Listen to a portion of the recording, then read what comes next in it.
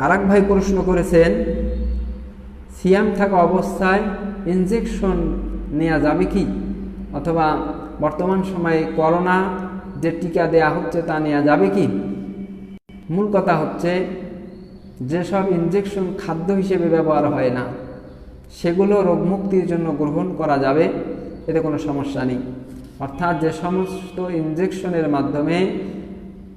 মানুষ খাদ্য গ্রহণ করে না অথবা খাদ্যের জন্য ব্যবহার করে না, বরং অন্য রোগ মুক্তির জন্য ব্যবহার করে,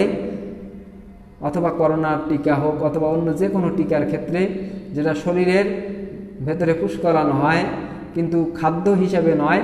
বরং রোগ মুক্তির জন্য গ্রহণ করা হয়, এই ক্ষেত্রে তার সিয়াম নষ্ট হবে না, সিয়াম ভঙ্গ হবে না, বরং সিয়াম পূর্ণ হয়ে যাবে।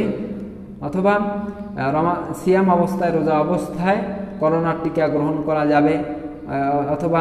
খাদ্য হিসেবে নয় রোগ মুক্তির জন্য বা রোগ মুক্তির সতর্কতার জন্য চিকিৎসা হিসাবে আমি ইনজেকশন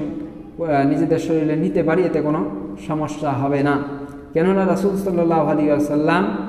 সিয়াম অবস্থায় রোগ মুক্তির জন্য শিঙ্গা লাগাতেন, এটা হাদিসে রয়েছে, বুখারী শরীফের হাদিসে এটা স্পষ্টভাবে বর্ণনা করা হয়েছে। তারপরে আনাস থেকে বর্ণিত রাসূল সাল্লাম বলেন, প্রথম অবস্থায় রাসূল সাল্লাম সিয়াম অবস্থায় শিঙ্গা লাগাতে নিষেধ করতেন, পরে আবার তার অনুমতি প্রদান করেছেন। এটা হযরত আনাস রাদিয়াল্লাহু তাআলা আনহু থেকে বর্ণিত হাদিসে স্পষ্টভাবে বর্ণনা করা হয়েছে। তাই সিয়াম অবস্থায় খাদ্য হিসেবে নয় বরং রোগ মুক্তির জন্য যদি কেউ ইনজেকশন ব্যবহার করে অথবা করোনার টিকা গ্রহণ করে অথবা অন্য কোনো রোগের জন্য টিকা গ্রহণ করতে হয় যেটা খাদ্য নয়, খাদ্য নালীতে নয় অথবা খাদ্য হিসেবে গ্রহণ হয় না এমন নয়, বরং রোগ মুক্তির জন্য ঔষধ হিসাবে শুধু শরীরে পুশ করা হয়, এই জাতীয় ইনজেকশন